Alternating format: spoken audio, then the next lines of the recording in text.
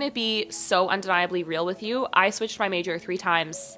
Yeah, so here's my story, and here's why you need to stop panicking about not having everything figured out. Hey, what's up? It's Emily, and welcome back to my channel. If you don't know me, I'm your internet big sister whose goal is to help you thrive in your 9 to 5 and beyond. I'm going to start off by telling you what I do for work, and I think that will be helpful, but basically I'm a senior recruiter at a large fintech company, which basically means I am in charge of recruiting strategy and execution for particularly the sales and engineering side of the world, but I definitely focus more on the sales and marketing and corporate areas recruitment.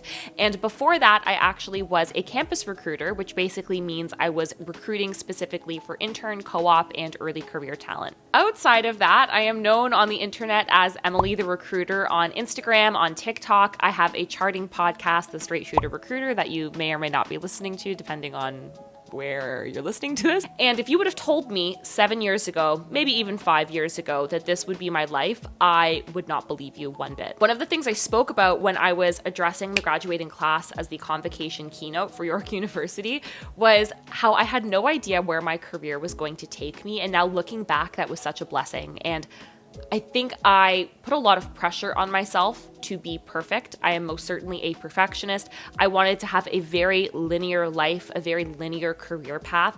And ultimately, I chose to listen to my gut and my passions over what I thought I wanted on paper and gave myself a lot of grace. And that is the single-handed reason I get to do what I do today, because I take risks and because I chose to follow what made me happy. The biggest thing I learned in my career, but also after switching my major 3 times, is that if something scares you, it's usually a sign you should say yes to doing it.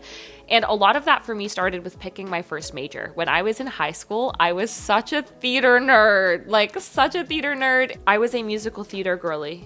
Yeah, which is even more intense than your regular theater nerd, because musical theater is it's like McDonald's Sprite. It's just extra flavorful. I did all my auditions, which was super high stress, very high intensity. And I remember the day I found out I got into York University's theater program, which, fun fact, Rachel McAdams graduated from. So a lot of people say we look alike, so just kidding. Nobody says that.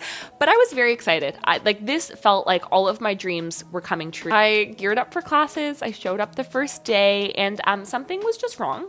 In my gut, I went to a couple of the classes and was no, this is not what I'm supposed to be doing. And there was nothing wrong. The people were nice. The program was interesting. Just something in my gut said, this is not your calling. Get out, which was so contrary to the literal fight I put up to go into this program. Do you know what it's like to tell your Italian extended family that you want to go into a theater program? They're like, what the actual F does that mean? What do you mean you want to go into a theater program? My nonna thought I was going to go be a mime. I made the decision to switch basically into a finance program. It was business and society with the focus in finance and economics. I'll just call it finance for the ease of today. And I was okay, I could probably have a really successful career in this. I could go off, get my MBA, but I was not happy at all. And everyone in my life was it's fine, just graduate with your paper, just go get your paper. And I was I'm literally not happy. I'm not motivated. I don't want to do this. And everyone wanted me to just finish this degree because I was getting good grades. And I didn't. I switched majors.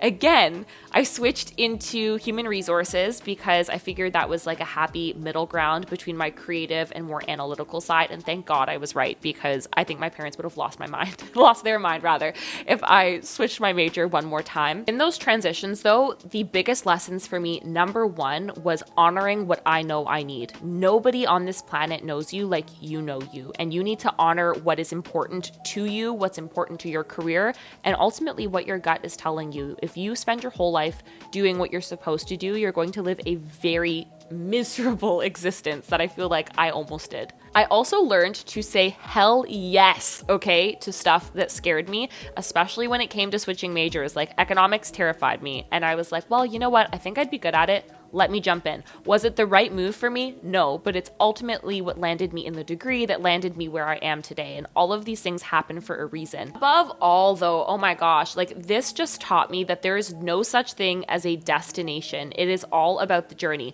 Every single time I set my mind or the marker of what I wanted on something, it shifted. Even now, when I first started my career, my goal was to be a manager of a recruitment team.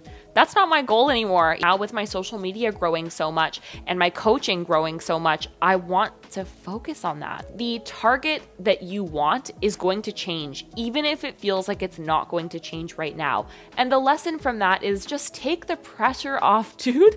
You're so stressed about a target that I promise you is not going to be the exact same in 5 years. There's no way, even if it changes a little bit, or even if it changes a lot, the amount of undue stress and anxiety you are putting onto your mind and body for not hitting that goal right away, or for not moving into that job right away, or not getting promoted right away. Dude, you are literally fine. There's no such thing as an end destination. There is only the journey. And when you waste your time getting hung up on that end destination, you are giving yourself a recipe for stress, for anxiety, for disaster. And I actually think that's going to delay you getting what you want even further. Literally every single thing I learned in those 3 majors has helped me in my business. Finance, duh. I mean, everyone needs finance. That should be like basic taught to us, but it's not. HR obviously aligned to my recruiting, but my acting background obviously helped me on social media. I can memorize a script like this. I can write a script like this. When I work with brands, I'm able to get a content vision because that's what I was at a point in time destined to do. So every single passion you have, do not ignore it. You never know how it's going to serve you in the future and how it's going to take you on the path you're supposed to be on. I literally want to hear your thoughts on this. Let me know in the comments, or let me know in my DMs. Do you feel like the plans you set out for your entire life are coming true how you thought? Have they changed? Is this just a me thing? How many times did you change majors? Let me show my parents so they think I am normal, please. But thank you so much for hanging out with me. I hope this was helpful per usual, and I'll see you in my next video. I'm getting better.